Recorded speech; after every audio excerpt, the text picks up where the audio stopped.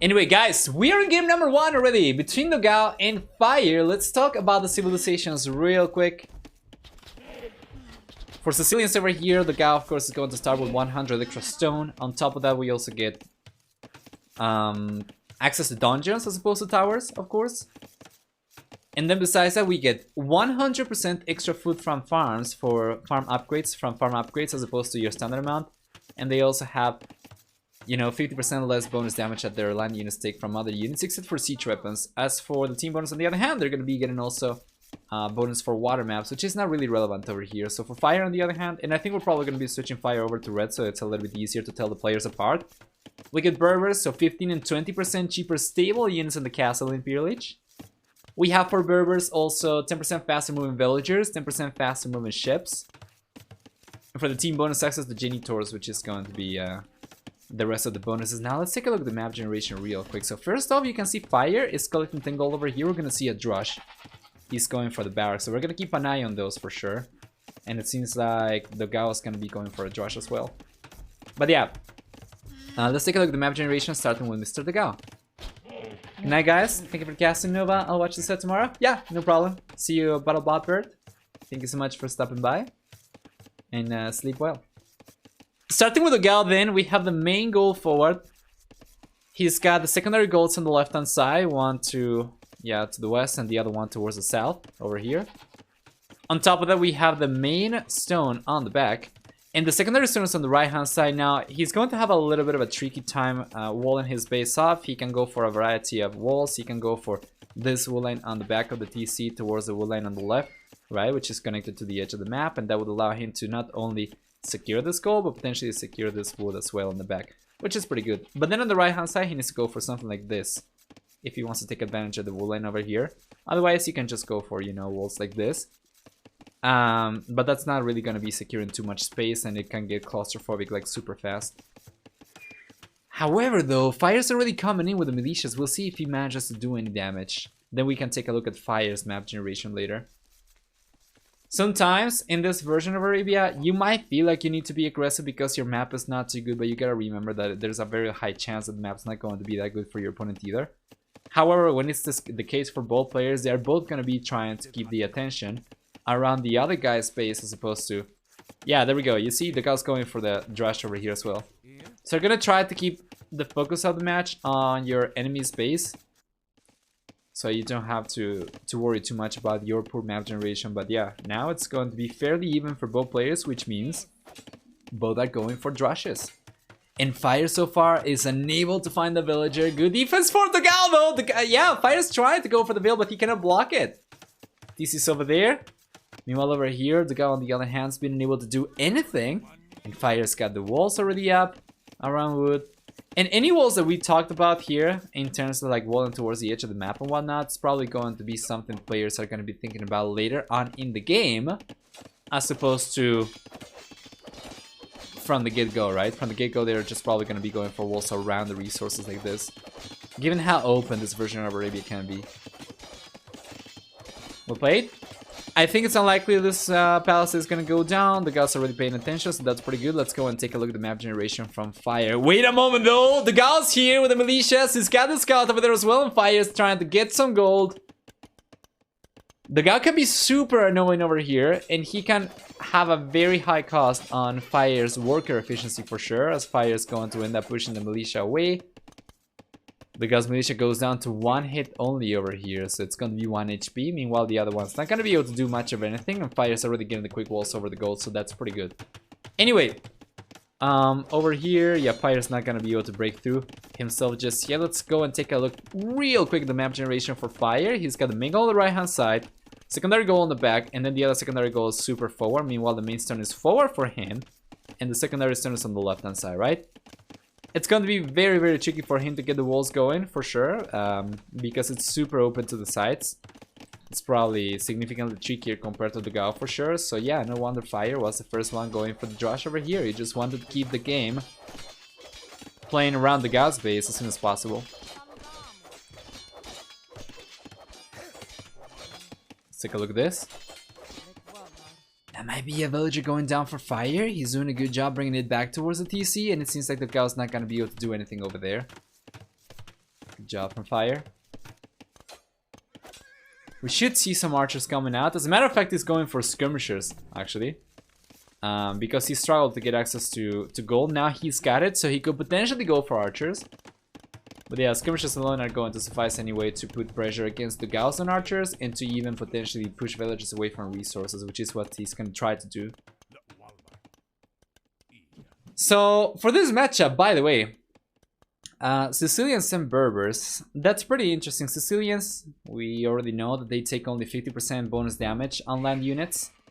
So going for knights over here wouldn't really be the worst against Berbers, even if Berbers went for camels, because the camels are not going to be doing anywhere near as much damage against Sicilian knights. So that's potentially something that Dogao can go for. He does get a very interesting civilization with a strong economy. After you get the farm upgrades, your farms are going to be eternal. So that goes towards your economy for sure. And yeah, I'm very curious what we're going to get over here. So far though, Fire's the one putting pressure up. He's doing a good job. And you guys let me know if the game music is too loud or not right now. By the way, because I increased the volume a little bit, but I can barely hear it myself. So you let me know. Good job, Fire's going back. And the guy's holding on really well over here. He's got the second archer range and the siege workshop already. Meanwhile, Fire on the other hand. Not the siege workshop, sorry, the blacksmith. I always keep on confusing the two names for whatever reason. Meanwhile, Fire on the other hand, Fire's got... Yeah, he's got the blacksmith already up and both players are going for fletching, so it's gonna be very neck and neck.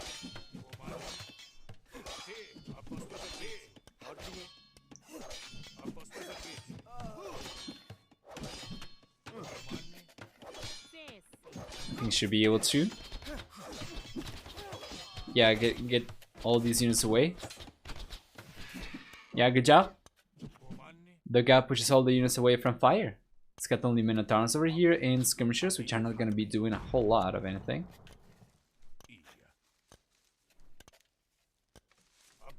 Just like that, the guy's able to hold on. Now it's about a good time for him to start thinking about expanding the walls elsewhere. And go for something more similar to what we talked about at the beginning of the game. Meanwhile, Fire on the other hand, as he's going to start getting under pressure right now, he won't be able to go for any walls anytime soon, but he probably would have been able to go for the walls earlier when he was the one putting pressure up. Now he's going to be on the defensive. He's going to be playing defensive, which means he wouldn't really be able to go for the walls right away. He risks getting sniped. Good job over here from the Dogao as well. Fire was sending some reinforcement unit forward by the looks of it, and he ended up getting picked up. So now his army is not going to be anywhere near as good. And he's got only skirmishers to play with. Where are the skirmishers? Oh, he's going forward with skirmishers and scouts. Well, on paper, this push from the Dogao should be significantly stronger. Even he's got some archers over here. Should be able to take the villages down so much faster compared to Fire. And that's going to be the first one going down. And guys, first villager kill in the game going in favor of the Dogao. That's going to be 2 villagers. Oh man, that could easily be 3 villagers over here. The Dogao, if he splits his units up and he fights the skirmishers off with his own skirmishers, and fights the villagers off over here with archers, he can definitely take a few more. And so far it's going to be 4-0 EcoKD in favor of the Dogao. What a great play. And all this while also defending himself on the back with some skirmishers against Fire's push. So Fire won't be able to do much of anything over here as he's getting outnumbered by the Dogao. And yeah, over here he's getting out-microed actually by the Dogao. So overall, very, very strong performance for the blue player. All of these extra units, of course, came at a cost. You can see that he's got 2 minutes of idle TC time, so even though he was able to get 4 villagers right now, he's not ahead by 4 villagers, he's ahead by only 1 villager. And his economy was not quite as good, now it's starting to pick up a little bit. But a good job over here from the Dogao, wow, from Fire rather. Good micro! He was... Yeah, split his army a little bit. Soak some damage, nice stuff.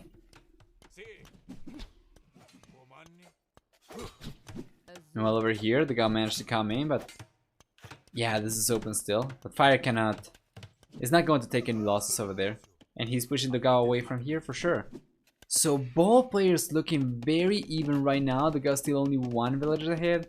Because Fire had more villagers for longer, I think I wouldn't be surprised if economy was about the same for both players, especially as Fire is playing with Berbers, which means faster moving villagers. It's gonna be like having half wheelbarrow already, right? So for economy so far, yeah, Fire actually still managed to collect a few extra resources throughout the game compared to the Dogao. And all the pressure and all the damage that the Dogao did is certainly not going to get him as far ahead as it probably should have.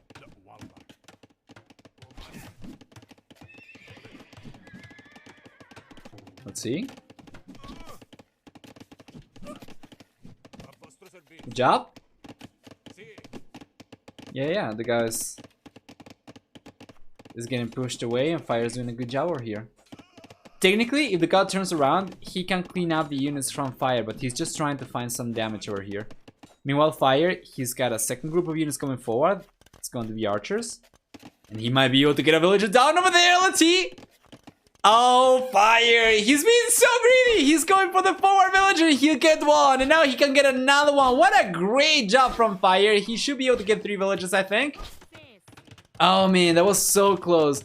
That was so close. But now he can push villagers away from the wool line over here for sure. Meanwhile, the guy on the other hand struggles to push against Fire anymore. Take a look at that. Military count significantly higher for Fire. Just gotta be careful though. This guy's bringing the scouts over here. These villagers could potentially go down. Meanwhile, over here, Fire. Push the villagers away from woodland, but not all of them. Alright. There's a little bit of a pause. I'm hoping it's a pause and it's not the game just crashing or something. Let me check the game real quick. 1 second. Game paused by the Dogao. Okay, yes. So we need to wait a little bit. Anyway, very interesting game number 1 already. This could definitely have been a lot worse for Fire. He was able to hold on and come back a little bit over here. Now he might end up losing a villager too, but honestly, against the Dogao, this is really strong from Fire. Like, you probably would be expecting Fire to be significantly behind compared to the red player. I do love this tower foundation that Fire plays over here because it's going to be just far away, that it won't be ranged by the dungeon, and it's still going to be close enough to the goal to push all these villagers away from this area, which is pretty good. As a matter of fact, I'm just going to take a look at the range in game. Give me just 1 second to make sure that this is indeed the case. Yeah. He's got enough range to push villagers away from gold like this. Something like this. But that means that there is going to be a small section over here villagers will still be able to keep on collecting gold from. Neither of them like defense too much, yeah. Extremely hyper aggressive over here match for both these players. Oh wait, what? It seems like they're probably restoring. Give me a second, let's go back. Let's take a look at the game. The Dogao resigned, it says. Pause on pause by the Dogao. The Dogao resigned. So I imagine this gotta be a restart. So anyway, we are jumping into the game right now, guys. There we go. As expected, Fire is not in the best spot over here. He ends up losing 2 villagers. Let's switch colors over here once again. And yeah. Game number 1 just ended and they are sharing a record the game, but I think it's probably just 5 minutes. And yeah, I mean, take a look. The Dogao's in a much better spot over here. And he was already on a better spot earlier as well. Or he was the one, the most successful putting pressure on. You can see KOTD of 3-0 so far for the Dogao. Fire was going forward. He was trying to get the tower up. We already noticed that he should be able to deny the majority of the gold over here. I'll be back in a minute. Okay, yeah, sure. We can jump into the matches live in game number 2 onwards. No problem.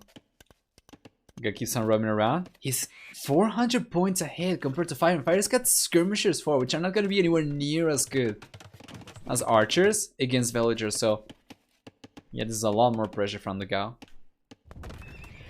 This is extremely unfortunate for Fire as well, because getting a technical issue like this, like a power outage or something, it really knocks you out of the flow, you know? And you really want to get in the flow state for these type of matches. if you don't get continuity, if you get distracted by technical issues, it can really affect your performances so far. And that can also happen to the Dogao, of course, even if it's fire, losing power, but I imagine there's probably a few less things that the Dogao had to worry about between the game ending earlier and the game being restored right now compared to fire. Fire ends up getting pushed away from here.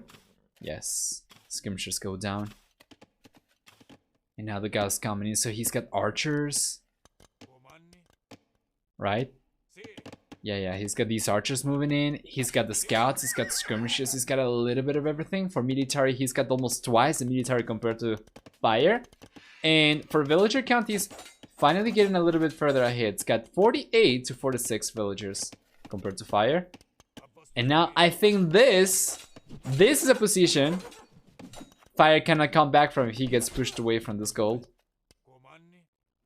Yeah, and he's going to get pushed away, and he might even end up losing a villager.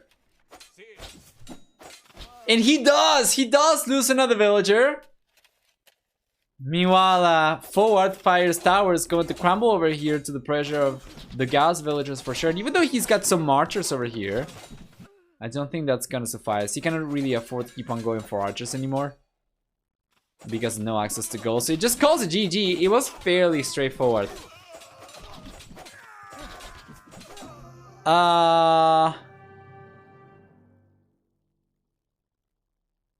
I'm not really sure what that means. If anybody speaks Portuguese, you can probably translate, but it was quite clearly in favor of the Dogao. After the restore, of course. I'm not really sure how much of that is due to the restore lead that the Dogao probably got. And it's unfortunate, but given how advanced the game was already, I imagine restarting the match was just not going to be an option, but I'm not really sure.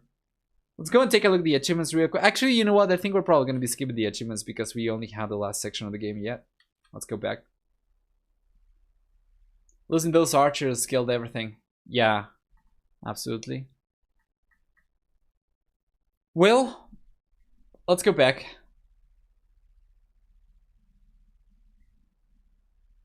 It's Portuguese, full of shorthand words. Yeah, it was abbreviated. For sure. Thank you, Luis. Let's go back then and let's pay the bettings off. Next up, we are going to have, for the second match, Hallis over here to continue co-casting for the rest of the series, I think. So it's 1-0 in favor of the Dogao. We have Sicilians over here versus Berbers. Okay. Oh, it's working. Perfect. So let's jump into it right away. There we are. How was food, man? Yeah, it was good. Yeah. I'm now energized and ready to cast again. Oh, nice. Good stuff. After the cast is done, I'm gonna go get my breakfast, man. Yeah, sounds good. Okay. So what do we get over here? We have Malians and Mayans, which is always a very interesting matchup to see. And you know, Malians actually got affected by the recent patch. They now get better warriors actually from the castles. Oh, what did they add? What did they change? I'm not really sure. I think the base attack is. Give me a second. Yeah. Oh no. HP actually. HP has gone up from 30 to 35, so it's technically, you know, a fairly significant boost. But because it was so low already, like it's going from almost no HP to, well, a little bit more. I guess it's still going to be. Yeah, I mean it's very nice. Fragile, yeah, but it's yeah. good, I mean so. they were very squishy before, like almost. It was like even against knights, they would be able to one-shot them, but if you let the knights close in for even a second or two, you'd lose everything. So yeah, that's the way it went. And well, what do we get over here? Malians. I don't think we're going to see Duberos this match, unfortunately, because I really want to see infantry actually make a bigger play, you know, have a bigger role in the tournament, especially after the latest patch, although I don't think it's going to be because they're still lacking mobility. But for this one, what should we expect? Probably if we're going to see infantry, it's going to be Eagle Warriors, I imagine, from the Dogao. We could also see longswordsmen, theoretically, with all the buffs and with the extra pierce armor. It depends what Dogao goes for. But if you look at Dogao's map, it is horrendous. It's just a barren wasteland. There's just nothing spawned. Like the entire right hand side is just hills basically, and nothing else. Yeah. It's gonna be tricky. I mean, Fire's map is also, they kind of have the same map, honestly. Yeah, that's what we were talking about earlier. You know, like some maps are going to be like really bad, but really bad for both players. Yeah, I think with a map like this, I would prefer Malians because they have a really nice economy, and if you get to 2 stable knights with +2, I think it could be quite dangerous if you have a map like this. I do struggle to see how the Malian player is going to wall this map, but I guess we'll find out. Yeah, we'll see. We'll see for both players. Of course, Mayans, they still get the cheaper walls, even though it's gone up by 50% in cost. It's still going to be much cheaper for them, much cheaper than it used to be for other civilizations, for instance, right? Like 40% cheaper than 3 is less than 2.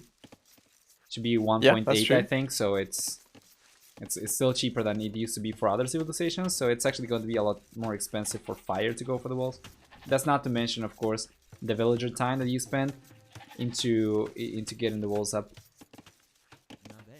Yeah, I think that's the main thing, right? I think the main thing with walling these days is that it takes a lot of villager time. Yeah, yeah, for the most part. Rather than its cost. But I guess with three wood is quite expensive though, actually. So it's getting quite a bit expensive. Yeah, in one of the previous matches, we saw one player go for 57. That was almost 200 already.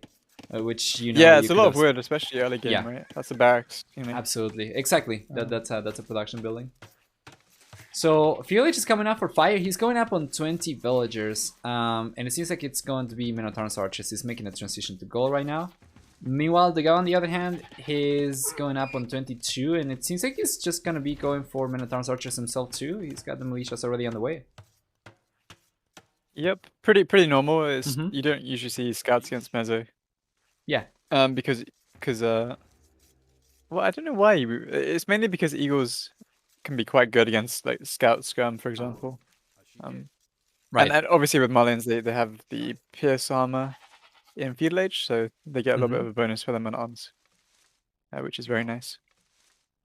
Here he comes forward. The guy knows exactly what Fire is going for, and he's tracking the militia as well, so he'll know exactly where they're coming from, and he's going for the militias himself. He's waited for the 3 militias to come out, so now he's going to have a full army as well to fight against Fire.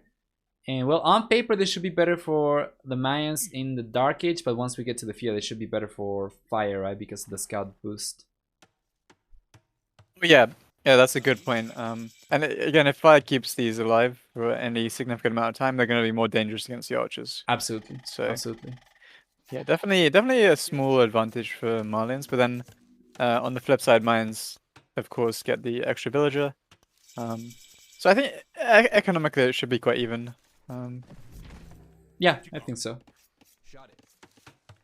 Archer range coming out for the guy already. It's expected, of course. Meanwhile, Fire, on the other hand, has got the Archer already on the way because he was so much faster to the Field Age.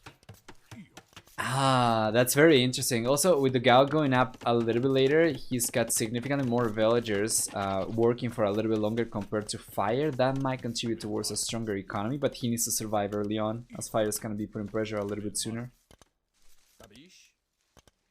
Yeah, I mean, honestly, not much has happened. I think both players are just kind of posturing right now. It'll be interesting to see how the game does develop. I mean, the only difference right now is that Dogao is invested into 2 lumber camps, whereas Fire's only got 1. And that has translated into more farms for Fire, but because Dogao is mines, he still has sheep, so it's not really that big of a deal. One thing I would like to see, though, is Fire killing those deer, because I don't think he's going to be able to do any actual damage with his army, so you might as well take away the food just in case Dogao goes for that. True. Kind of surprised he hasn't done that. Yeah, for sure. Now we have the blacksmith coming out for Fire as well, so he's got a good amount of farms. He's got the blacksmith as well, and then he should be able to go for fletching very soon. It's come at a cost of archer production though, because he started a little bit sooner, but the guy's getting ahead now a little bit. Yeah, I think Fire's also built a couple of scums as well. Yeah, that's correct. True. 3, actually. I think. Yeah. There we go. Fire gets pushed away. Yeah, but one problem is these men-at-arms, they're separated from the archers, right? And the archers have gone to the other side, looking for... might be able to deny this wall, but they're not going to be able to kill the villager, not without loom. Oh no, fetching just completed. Okay. There you go. I think he might be able to break through. Nah, the palace is too high HP already. He got very, very close, by the way. He was coming in just as the villager hammered the palisade over there. He might have been able to deny it otherwise. Yeah, yeah. I think the important thing will be this fight with the man-at-arms. I know this is looking much better for Dogao, although he's not really paying that much attention. There we are, good job. I think that'd be an even trade. Yeah, Overall. that marathon should be going down for the Dogao for sure. Just Fire is gonna have to be careful over here to make proper distance before turning around to fight. He's got the heal right now. Good job, good job. Yeah, I honestly like how Fire started this game. I think he started maybe a little bit stronger, although this is really nice micro from Dogao on the left-hand side. Oh, but on the right-hand side, man, he's just... Yeah, lost an archer over there. He almost loses the other one. It's gone down to only 2 HP. Rip. Yeah, and Fire, honestly, if we look at Fire's economy, I love what he's doing. He's long distance taking the deer, which is so good. That's so beneficial. Something that Leary does all the time, something that's always worth doing if you have the map control. And yeah, if we look at the farm count, he's looking really good for Fire, and he's building a market. Interesting. I think we're gonna see the Miguel strat, and he'll probably sell stone and try and get a really quick cast stage time. And you know, I like it. These maps are so volatile, honestly, that going for something like that is it's risky, but it can work. One interesting thing though is we're seeing an eagle play from Dogao. Yeah, he's going for 1 extra. Did he lose the starting eagle, by the way? Are these 2 trained eagles, or is that the original eagle plus 1? Yeah, he lost the eagle in the man-at-arms fight. Ah, okay. So yeah, that definitely indicates an interest into eagles, especially as he's getting the second barracks up on the back. It seems like he's also making got a switch for sure. Yeah, he's got the defense upgrade as well. True. He's got scale mill armor, but Fire's gonna be on his way to the castle age in just a moment. Interesting. There would definitely be a time window though for Dogao. I mean, that's a crazy cast stage time. From the 17-minute click up buffs doing man-at-arms is just insane. That's just that is really nice economic management. But again, the problem is, what are we gonna have when we get cast stage? That's always the question you have to ask. And when you're being this aggressive with small amounts of army, like this army needs to be upgraded when he hits cast stage. Yeah, it seems like he's going for a few more archers, and it's going to be crossbows maybe. But then Dogao, once he gets to the castle, that he'll be able to upgrade those scouts into eagle warriors too. Do you think? Fire... Yeah. Go on. Oh, sorry, you're gonna say? Yeah. Do you think Fire over here is gonna be considering making maybe a longsword switch over here, or he's going for more archers, or if he's going to complement those with knights maybe? I don't think we'll see longswords. I think he's very committed to this early crossbowman timing. Just because of how quickly he clicked up. I mean, if he was going for longswords, I doubt we would see him selling his stone. I think. All right. I think we wouldn't see the second archery range. I don't think longswords is good this early on. They're just a bit too slow, I think. That makes sense. Interestingly enough, Dogao also sold his stone in order to buy his way to cast stage. Which is really interesting how both players are doing exactly the same thing.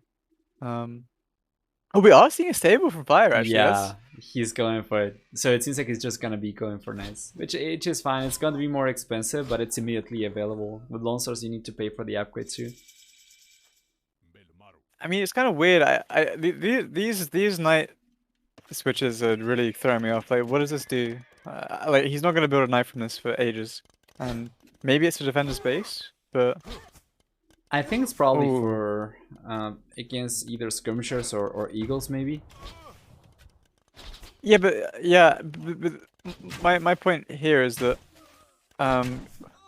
first of all, we've committed pretty strong to this early crossbowman timing, right? So if that's the case, why are we not having faith in our strategy? Because the faith should be, okay, we're getting this crazy uptime. So why do we need the stable this early anyway? Because we're going to try and win with this crossbowman timing. Okay. Right. He didn't really trade that well, but I guess he traded decently with this. Yeah, it could have been a lot worse. I guess against feudal age army, then this is really strong, especially against the eagles. So yeah, maybe I'm being too harsh here, actually. He's going there. Maybe it was all part of the plan as well, like archers into crosses into knights as opposed to full archers. Maybe knights later. Maybe it was maybe he just did not manage to secure quite as many archers in the fuel age, so it was not quite as good, right? Like I think he lost a few of the archers, so maybe his mass was not quite as good. But yeah, I think that maybe he was planning on going for that, like just mass the archers honestly, early on. Yeah, I think I was too harsh because I think the knight play is actually good because I think he's probably seen Dogao commit to the armor on the eagles and build like 4 or 5 eagles, which means that he's probably going to be going for eagles anyway. So having the knights is something that you have to add to your army comp anyway. So adding it early is fine because, especially with Marlians, right? It's cheaper anyway, so like you might as well. We know, yeah. So like Dogao's going for eagles. Straight away. So like we already know he's going for eagles, so I guess Fire realizes he'll need the knights at some point anyway. Right. Might as well build them. Yeah, true. Now the guy's also kind of given up on the archer units, or at the very least he's microing them, but he's not going for crossbow. He's not going for like Bodkin arrow elite skirmishes. Just been going for full eagle upgrades over here. And Fire's got 3 knights. 3 knights, I think would suffice as a meat shield over here. But he does not have them forward. Oh, if I mismarking a little bit of that, yeah. Those range units are still really annoying though. They're still able to one-shot, especially on the hill. Problem is one of those knights is really weak. Is this a good fight for the Eagles? It's so hard to tell with this unit, honestly. I think it is. I think it is. With the weak knight, I think it is. If that knight was full HP, I think that would have sufficed for Fire. Now he has another knight, but he's coming forward right now, and it's going to take some time. Meanwhile, these knights are going down already. Oh, this is such a nice play from Dogao. I mean, he's got so much value out of these shield age units as well. Just constantly sniping the crossbows. Yeah. Being so annoying. It's looking pretty good. Now Fire is bringing a few extra knights over here. Oh, but the hill advantage over there for Dogao. He ends up cleaning those knights again. And now he's pushing crossbows with fuel H army, which is not ideal for sure. And Fire is not able to keep on putting pressure anymore. So for as good as his castle each time was, unfortunately, he was not able to take advantage of it too much. He managed to get 2 villages from Dogao, and that's about it, I think. Yeah, I think Dogao held really well. And yeah, I think, I don't know, I just think if he was playing for that really quick timing, I think he was a bit sloppy with some of his army. He kind of threw away in the north. And then, yeah, it is tricky though. He also threw away that kind of early crossbow mass against the Eagles. He was a bit too overzealous with the damage he thought he could do. I still think this is a good fight though. There's only 5 Eagles and some of them are low. I don't know why he didn't take that. He's taking it now, that's good.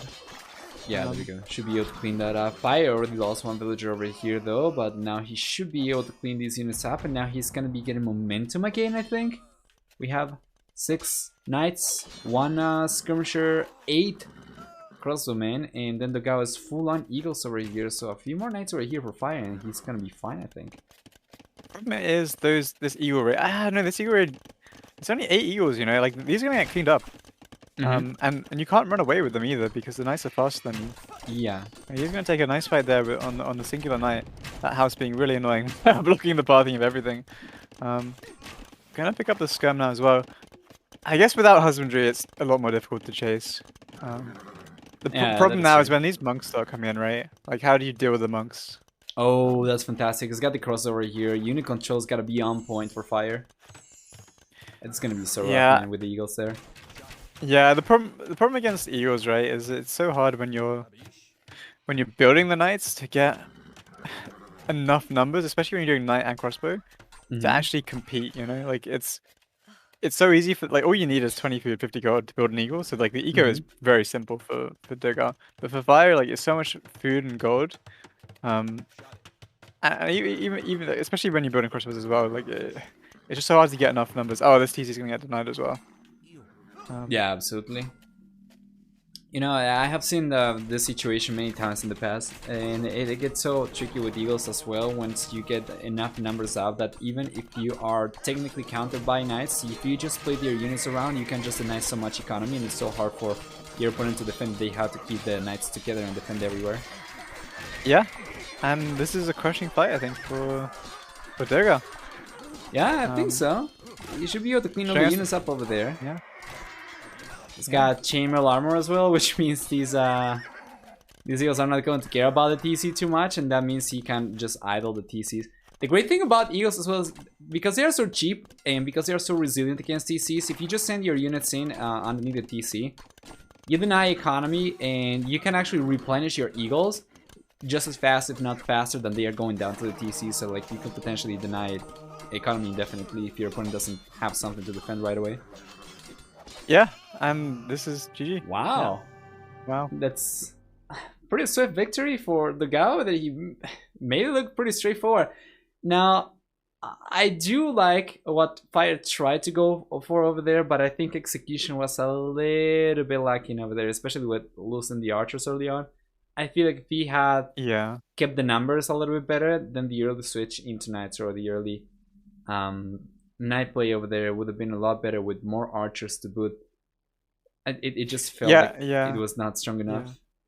I feel like he hit the nail on the head. He just took bad trades with those crossbows, right? Like that's why I was saying. It's just his game plan was the fast castle time, right, and the crossbows. But then it felt like he didn't really do anything with it, right? I think he was a bit too aggressive and he got caught off by Dogao's army.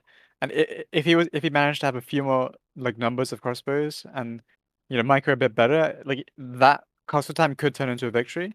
It's just like his execution was a little bit off.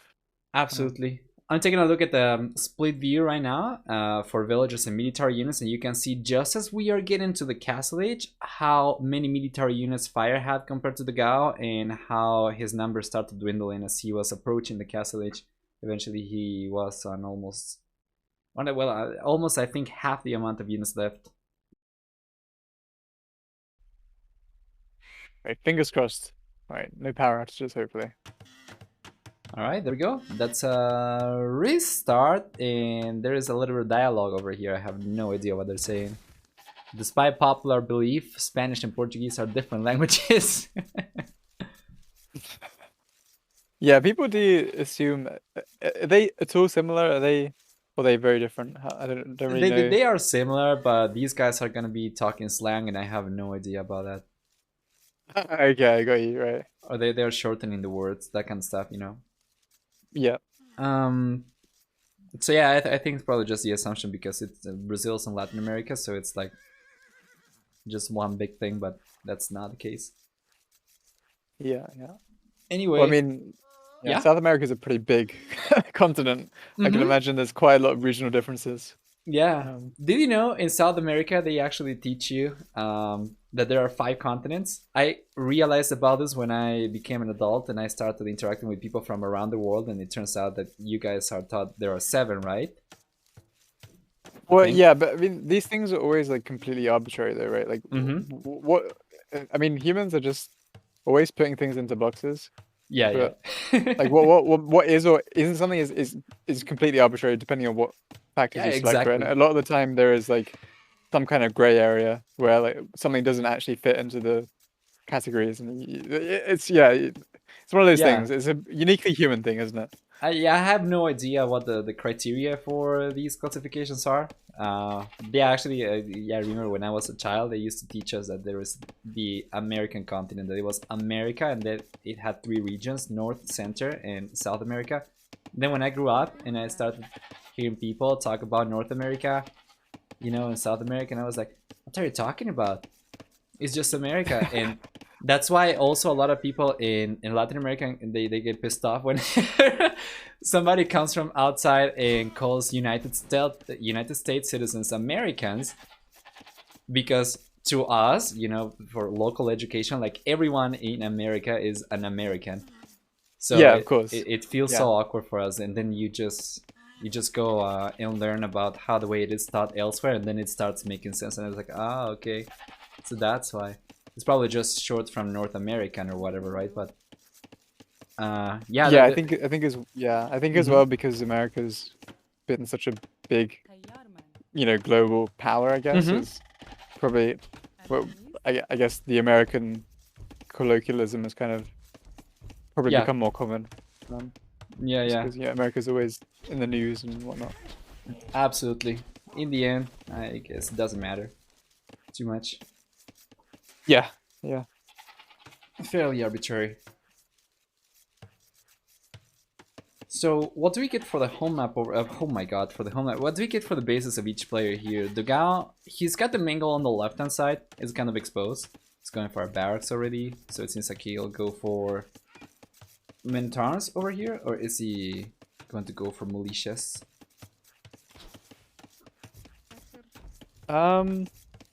That's a great question. He's probably going to be going for militia because he doesn't have. He's not building the mill just yet. He's about to build it now, so this is going to be a drush. Super early barracks. And the fire on the other hand. Yeah, go on. Yeah, Fire is already walling his melon, so I think he's kind of aware of what's going on. Has he scoured this? Yeah, he scouted the barracks. Yeah, honestly, I think this is. Yeah, Dogao's not even building a militia. Yeah, I completely agree. Honestly, as soon as your barracks get scoured this early, honestly, I think the strategy becomes good to pretty bad because players at this level could just wall the resources in, and then like if you end up building the militia, oftentimes they do nothing and it just delays your uptime. So I'd like the decision from Dogao not to build any militia. Yeah, absolutely. He's going for some walls over to the left hand side, and it seems to me. Oh, you know what? If he just goes from the right hand side, we'll land towards the edge of the map, behind the gold over there, and then towards the TC. He actually does manage to secure a good chunk of the map. Yeah, his map is really good actually. If he walls like that as well, he has 3 wood lines in the back of his base and the gold, and his berries. And the berries. The king of the desert, Arabia, and 2 deer as well. Like, this is one of the best maps I've seen, I think. It's just so safe. Especially against something like Talus, where they're probably going to be looking to punish the woodlines. They're going to have a lot of ranged units that can do a lot of damage. Whereas if we look at Fire's map, it's pretty bad in comparison, I think. Yeah, like even if he managed to get compo walls up, he would only be able to secure 2 of the woods in the back. He would be able to secure zebras, I guess, the gold, the stone. But the berries are exposed, for instance. They are right next to a hill. They are on the slope. Yeah, the berries are on the hill, kind of bad. Okay, but I do just like this barracks position from Fire though. I think he can eventually wall his map. I don't think he should just give up on walling his map. I think that is a mistake. He just needs to go for the long gradual walls. Like it's going to be a really big wall off, but you can do it, with houses and eventually with palisades. But by building the barracks there, that's 3 towers of length where you're just you're committing to not walling. I think he was probably worried about the militia, so didn't want to go too far away from the TC, maybe. Oh, that's a really good point, actually. That's probably it. Obviously, we know that Dogao. Oh, is that trap? Oh man, that was so close. Yeah, that was. Yeah, I guess you're right. I guess we knew that he wasn't building militia, but of course, he didn't have the scouting info, so that's a good point. Going scouts here, I don't really like that. From Fire, I think, I just think scouts are just quite weak on these Arabias, where like all the resources are exposed. Just because what all the guy needs to do now is add a spearman and 1 archer, and then he can start idling all of. Okay, well, I do like this though. He's building the range straight away. That's good. That's something that we saw Miguel fail to do earlier, and that really cost him in that final game of the series against Villas. So he is making the right moves.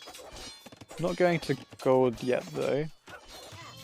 Yeah, he's got it in the back, so he should be able to go for it. He's got the resources, so I'm not really sure about it. Well, he gets a hit on the scout, gets another hit. Kills the scout with a spearman. That spearman was a hero, holy moly. We have the 2 scouts out for Fire already, and if he can hold on over here to the mill, I think he should be able to keep on repairing it. And then I think he can take this fight. Yeah. I think I would like to see Fire probably just try to go forward with the scouts and try to defend with the skirmishers or archers instead, but I think Dogao was already completely walled, right? Yeah, there's no point going aggressive because Dogao is fully walled, so this is the right call to kill this army. Did Fire know about the wall? Oh yeah, he knew about the walls. Good point. Makes sense. Yeah. And yeah, really nice micro here. Good job. Secures a good trade. And yeah, well played. Honestly, Fire's played the. One thing I will say this series is Fire's feud age has been pretty solid. Like game 2 was really good. I think his feud age was actually better than Dogao's. It was just in cast stage that things seem to be going wrong. So I wonder if that will still be the case this game. Right. Seeing skirms now. Fire's actually housed. Okay, there we go. So the walls are completely up right now for the Gao. He's completely connected as opposed to relying on the TC. And yeah, he's taking wood from the right hand side woodland. That's fine. He can potentially make a switch to one of the back woodlands if he gets pushed away. There's one other thing as well that I've noticed sometimes, that if you have access to some more exposed resources somewhat safely, you can potentially prioritize those and then eventually just fall back to safer resources later if you get pushed back. That can be so valuable. If the guy was running through his back woodlands earlier and then he had to go over to the exposed ones, it could potentially be a little bit more, like a little bit riskier later on in the game. Yeah, that's a good point. Honestly, I think that's something that we see more in other RTS games. Like, I think this game is quite unique in that resources last for so long. Yeah. So it doesn't really matter as much. Like, for example, in AOE4, that is a much more important concept than it is in this game, because a lot of your resources are kind of, especially food is very quick to run out.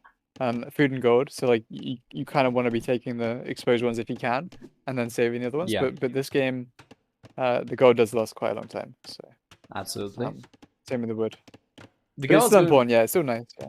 Yeah, the guy was going forward with the archers over there, but he got pushed away. So Fire is gonna get the walls up on the right hand side, and it seems like eventually he is gonna be able to get the wall out. He should be going for walls then from the house next to the wall line over to the houses in front of the barriers, then and completely seal himself. And he's already connected to the edge of the map on the left hand side. So he does end up going for the walls, and yeah, he's gonna end up using the barracks and the stables over there, I think, for the walls as well. And he managed to collect all the berries, so this is actually pretty good. Fire definitely could have gotten a much rougher early game over there, yeah, I think. I think he's done a really great job of just, like, for example, he knows, like, there's no reason to move out. We're open in one location. I think that's one thing that I do and a lot of other people do is it's easy to get complacent. When, like, in this situation, for example, there's no point to move out. There's literally 0 point. All you need to do is sit, wait for your walls, and get to cast stage. And he's identified that, and he's not making any mistakes. He's just getting his walls up. And oh, Dogao's built scouts. This is a great move from Dogao. This could be game over, actually. Sorry, I didn't look at Dogao's base, but yeah, these hunting-producing scouts. That's going to be a big time. Nice quick walls though. Are we gonna lose? Really we're gonna lose one scum. 2 skirms. But the wall's coming honestly, up. Great reaction. Yeah, and the wall's coming up over here will keep him safe for the time being. And just as the Gao had a couple wood lines on the back, now Fire's got also some woods in the back. Oh man, but he loses a villager. Yeah, but one vill, you know, it's not the end of the world. It's yeah, it just feels unnecessary. It's kind of, I don't know. I feel like it's that kind of thing that ends up costing Fire the matches. Like he ends up falling behind one small step at a time. Yeah, I mean, we'll see. I think he should still be fine. He is playing very greedy. That's one thing I will say. I mean, he really, you know, he was being a little bit too greedy actually, but he will get cast stage quite quickly. And honestly, I think, you know, if Dogao didn't have such a good map, I think this could be quite difficult for him because he's invested a lot into these scouts, right? So that means his cast stage time is going to be a bit slower. Yeah. And this crossbow timing from... Is Fire even going for crossbows, actually? Is that even happening? I'm not really sure, but he had 2 archers earlier. He killed another archer, and now he's going for another one. So that's not really going to be a whole lot of units to upgrade.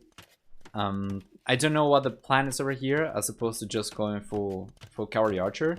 Now he's killing more archers. Do you think he's going to be sticking to crossbows, or go for cavalry archers? Those scouts running through. Oh man, that's rough. That's what I'm saying, man. That one little misplay over here, one little misplay over there, and now this is going to come at a huge cost. Yeah, I think this could be game losing. This is a great move by Dogao. That's already how many villas? He killed 2 extra villas, so he's down, Fire's down 3 villagers now. And I think this is something that Dogao is so good at. He's so good at, like, doing these punishing feudal age greed. It's something I've noticed from playing him, actually, that if you do go a little bit too greedy, you immediately get punished. Like, there's a 4th villager down. Yeah. It's going to be another one as well. Yeah? Yeah, now this is looking really rough. I mean, Dogao's cast stage time is pretty solid. and he's gonna have a big, massive crossbows, and he's gonna have cheaper cab archers as well. So it's Also, really not the ideal situation. he prevents Fire from coming forward because Fire is gonna have to try and clean the units out from the Dogao over here, which means that the Dogao is gonna be safe early in the castle age as well, and he's gonna have time to get there. No problem. Yep, and the thing is as well is Fire's gonna break, Dogao's gonna break in. So it's just looking. Is he gonna run away? Is he gonna run in? Yeah, he's gonna run in. Wow. Fire's actually just leaving with his army. Yeah, he's got these skirmishers. He's got archers going forward, of course, but he needed those back to defend against these. Especially with the Crossman Africa coming up, would have been so much better than the Dogao's units. And Dogao could potentially have gotten trapped over there as well. Oh man, with that TC? Yeah, that's denied. I think. I mean, I'm very surprised that Dogao's going for knights. I'm not quite sure if I like that one, but I mean, I don't think it matters at this point. Dogao's just done enough damage already to be comfortably ahead. 8 villagers down so far for Fire, man. 9. Well, I mean, we're getting to the castle age. Sure, he might lose a few archers over here, but once again, that doesn't matter. That is the question, indeed. He's going for the Crossman upgrade, and he's got a good bunch of units on the back as well, going forward. Yep. Oh yeah. So Fire. See, this is again. It's kind of weird. The transitions people are going for. It's like I'm just not sure if the 3 stable knights, which is the play against Hallis. Nice micro from Dogao there. There we go. You see some knights coming out. That should allow him to clean out these crosses from Fire for sure. Yeah, for sure. I just think if this was an even game, right? You're like going 3 stable knights against a civ that has amazing cav archers. I'm just not sure if that's winning, but I mean, he's done so much damage that it doesn't actually matter that much. Yeah, Fire cannot really afford much of anything at this point, right? Especially going for the second TC with a smaller villager count he's got compared to the Gal. Going for cavalry archers would be like super difficult, I think, to sustain production of. I mean, he does have the resources for it, but yeah, I guess it would be too much to switch again. He's got 2 archer ranges. He would probably have to go for the third one, I think, if he wanted to match. Yeah, that's true. That's true. Yeah. Yeah. Okay, so the guy's coming in again. He's got that third TC coming up as well. The second TC is coming up on the right hand side next to the gold, next to the wood, and then on the left hand side he's gonna be getting the TC next to the wood as well. Yep. I'm getting ballistics already from Fire. That's quite nice. Okay, let's see if the guy's gonna be able to sneak in again. Doesn't really have a whole lot though to work with here. Yeah, I mean that's why the 3 stables is so strange because okay, your stables already produce faster as Huns, right? So yeah, you're already probably not able to produce from 3 anyway, and then you've already invested into crossbow bodkin, so you definitely can't afford to produce from 3. So like the time that the Dogao will actually be able to produce from these stables is 10 minutes into the future, maybe 15 minutes into the future from when he actually built them. So a bit weird. I mean, not the cleanest decision making, but he is going to get enough knights to be able to clean his army up. I think from that point onwards, he's going to be firmly in control of the game. I think so too. And to like Fire going for ballistics as well, but that against that amount of knights is not going to make a difference, especially now that the Dogao. Oh wait a moment though, the Dogao does not have chain-barred armor. Yep. Yeah. On the right hand side, that definitely could have gone a lot better for the Dogao if he had the upgrade, but he'll still end up cleaning these things up. Yeah, still a cost-efficient trade. And Fire, again, slow to cav archers, which means this knight play will be stronger than it probably should have been. I mean, I just think, yeah, I mean, I was praising Fire's Dark Feudal Age, but this game I think it was all over the place. I think he was too greedy and he didn't build enough archers. I think ideally in this matchup with Tatters, you want a really nice crossbow timing with probably like 15-20 crossbows, so that you buy yourself enough time to then switch into cav archers straight away. But he didn't do that. He was greedy. He built skirms. He didn't really focus the archer numbers. And then we kind of have a half and half approach. Again, these knights can just run in, by the way. I think that would be devastating. Yeah, absolutely. Yeah, you can't wall that. Yeah, that's... Yeah, okay. Oh boy. Okay, He's getting pushed back. For the time being, anyway. Yeah, yeah, yeah. Sorry, the kind of the half-hearted approach, kind of cost Fire in the end. I think he didn't commit to either crossbows or cav archers really, and I just think it could have been a lot cleaner. All right, well, he's got a little hill bonus there. Yeah, and he's got a little pond to walk around there as well to prevent the knights from getting an easy surround. Yeah, that's true. Do you think we'll see one TC all in now from Fire? Want to see all in from Fire? Yeah. Oh, sorry. Two TC. Oh. I mean, as in, is he just gonna kind of give up on the economy and just go full cav archers?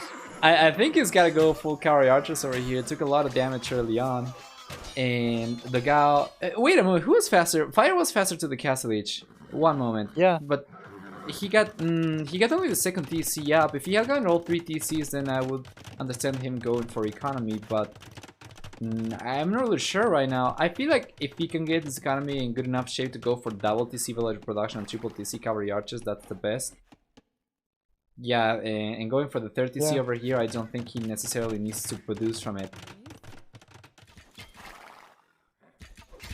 Honestly, I think Dogao made a pretty big mistake this game by going for knights. I just can't help but feeling if he just went for cav archers, I just think this game would be over. I mean, like he did such a good job in the early parts of the game, and if he just had the same, well, he'd have more. He probably had like 20 cav archers against 12. Right. And I think this game would just be over. But I mean, him going for knights means like, you can take a lot of good engagements against Hans with your towers. 5 monks now going down. That was another 2 just there sniped. Very, very pricey. Fire's done a good job here to stabilize, but so now we're going for more archery ranges. Alright. Well, he's got enough food right now to sustain triple TC production. That's fine already. So it's all about just getting as many cavalry archers out as possible right now. And eventually his economy is going to get back in shape. As a matter of fact, he's already caught up to the Dogao and villager count. But not that he knows that, of course. But he should be going for full cavalry archers over here. This game, I haven't seen a player at this level to me the decision making is just really bad. And I say that Dogao is an amazing player, don't get me wrong, but like, okay, so we've realized now, I don't know why we've only realized now that playing knights into cav archers is bad against Hallis, because they can just use the mobility, run to the hills, and take amazing trades. Like, why were we not opening with a better army comp, right? One that actually deals with the unit that Fire is most likely going to build. Why did we build a unit that we know is bad, right? Because we're having to build all these ranges just to deal with the cav archers because we built the knights. Why couldn't we just not build the knights? Like, what have these knights achieved in this game? And I honestly think they haven't done anything. They haven't done much other than just cleaning out the stray small army from Fire here and there, a few army for the most part. I think maybe he might have been expecting to be able to come in, just try to get a good amount of knights early on with triple stable and just go for the power play, just break in the same way that he was able to do with the scouts early on maybe, but it just did not work out. It's spectacularly backfired, I think. I mean, don't get me wrong, I mean, Dogao can easily still win this game, but now it gets tricky because all Fire needs to do, he's done a great job with his economy, by the way, I mean, considering how much damage he actually took early cast stage. And what he needs to do is just add 3 or 4 stables and go full camel. And then this in cast stage, Hun don't have an answer to that. Maybe they go for crossbows, but then you already have the cav archers. So yeah, Fire doesn't even have bloodlines. Oh my god. No wonder his cav archers are a little bit weak. Yeah. For cavalry archers specifically, it's so important because they represent a 40% boost as opposed to 20%. Not having it, like, it's a huge disservice. I think probably would have been able to survive with so many of the cavalry archers he had lost if he had gone for it earlier. Yeah, it's a huge one. It's come in now, so that's great. Yeah, we just need to see the right move now from Fire. He's going for a siege work. Do you think he's got 34 on food, so he can afford camels. Camels is the answer. Camels is how you. This is a really clinical castle from Dogao. This castle is going to be the nail in the coffin, I think. Okay. It's going to run in, and this is a great fight. Oh, okay. I think this could be. Yeah, the This could be skirmishers the over here are series, doing so much work as yeah. well. He got the hill over there and prevented fire from getting to it. That was huge. Yeah. Well, it seems like these skirms worked. You know, I was skeptical, but it seems like this was the army company needed. I still think this could have been perhaps a bit cleaner if Dogao didn't go for these knights. Right. Although it is a bit risky to dive these TCs like this. Yeah, I'm not too sure, man. He's gonna need 2 fully garrison TCs against a huge amount of cavalry archers. Now the skirmishers are better, but they were out of position for the most of the engagement over there, and the knights are already going down. Yeah, and Bias can get this castle up, man. Oh boy! Was this the throw? Like, I don't know, and Keshix as well will be so good in this position. Keshix will be so strong. They're so cheap. It's a lot of villager losses though. I think this is still very good for yeah. If you look at Dogao's resources as well, yeah, he's so close to the Imperial Age. Yeah, which is huge, of course, after pro players get the castle up. That's usually the way you go. Get a castle or count the castle up, and then it's going to be a race to Imperial Age to trip it down. I don't think they are close enough to justify going for petards, are they? Maybe if you go for petards and then you just get the one unique unit house, the one Tarkin or whatever, or you just send the one skirmisher to soak damage from the castle, maybe. Yeah, I think it is a little bit too far, but Dogao was actually just going straight up for the Rams, which is also a good approach, just to take out both buildings there. Yeah, I think Dogao is definitely in the driving seat here. I think as well for Dogao, he can just go for a Tarkin switch as well. I think we'll probably see that. Oh, both players going for Rams actually. Yeah. Fire's going for Rams alongside. Got some Rams over here too. Who is this one going in favor of? Yeah. What's sorry? Yeah, who's gonna be getting this one? Because we have some Keshiks coming out over here for fire, and we have some knights over here from the Gao. Oh boy. I think both are attacking uphill as well. Oh right. Honestly I think this should be. Oh, I think it should be even. But yeah. Okay, so we're seeing Marauders now from. Nice. From Dogao, so we're gonna see one of the most fun units in the game, which is the Tarkin. That'll be coming out. Yeah. Oh, but take a look at fire though. On the left hand side, he's taking a bunch of villagers from Dogao, and then he's striking down south as well. He's gonna be coming in, I think. Yeah, that's a good point. And he's also raiding it with that group of cav archers on the woodlands, which is nice. Yeah. It's just the Imperial Age will be a huge issue. Well, I mean, that is if Dogao is able to protect trebuchets though, because I don't think he's got a whole lot of military presence around the castle right now, right? He's got only a few knights and rams. Yeah, but I think I think he'll be able to scale that castle even without trebuchets, honestly. Alright. And when he gets the massive Tarquins out, I don't think Fire will have any response to that. Especially with +4 defense. Yeah, he's got 5 queued up. He's got 10 queued up actually. He's producing from 5 stables, so these are not going to take too long to mess up. Yep, and of course he has Huns with the fast producing stables, so these will be out very quickly, and that's probably a very sad feeling if you're Fire. You probably knew it was coming, but seeing Dogao reach the Imperial Age can't feel good. And as soon as play barding comes in, I think you just know you're in trouble if you're Fire. Yeah, as it is, these Tarkans are so tanky, even compared to Knights. They have 1 extra base Pierce armor, and really Tarkans are just going to be unstoppable by range units. So there we go, guys. Wow. Wow, man. That was a banger for a game, to be honest. I think that was a good one. That was a great game. With. That was a great game. So Fire calls GG. Good luck next. Sorry for the problems, he says. Oh, wholesome. Well, that was fairly straightforward. The guy ends up getting the series 3-0 over there.